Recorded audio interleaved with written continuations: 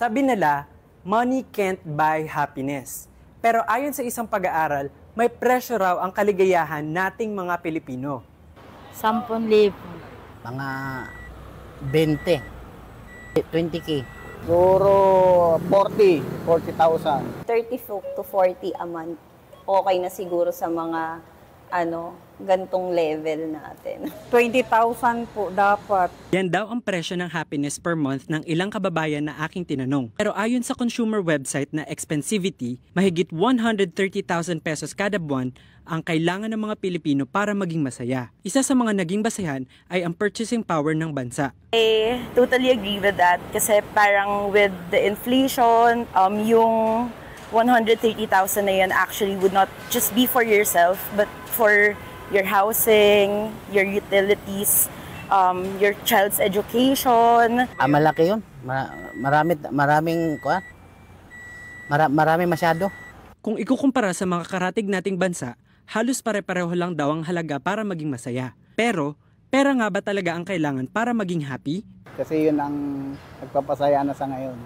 Lalo ngayon may mga estudyante tayo. Nalulungkot ako pag di ko na bibigay yung gusto nila. Ayon sa positive psychology practitioner na si Karen Fernandez, interesting man ang ganitong klase ng mga pag-aaral, dapat pa ring tandaan na iba ang pinanggalingan ng mga pag-aaral sa Western countries kumpara sa Pilipinas. Limitado lang kasi ang pag-aaral ng psychology of positivity or well-being sa atin. Important talaga ang stability para makaprovide sa ating food, shelter, basic necessities.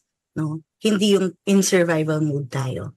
Filipinos, they also learn how to be happy in moments of relationships, being relational to other people, eating. we like eating. We like praying. In conclusion, if yung happiness ba na yun ay long-lasting. At kung si Miss Karen daw ang tatanungin, if money can buy happiness, ang sagot niya, money definitely contributes to a specific point of happiness. It gives us some contentment, stability, one, it gives us contentment, it gives us freedom, no? But it only gives us temporary happiness. You don't need money to achieve those deeper forms of happiness. Positive relationships, both dyad, meaning to say relational, one-on-one, and also communal.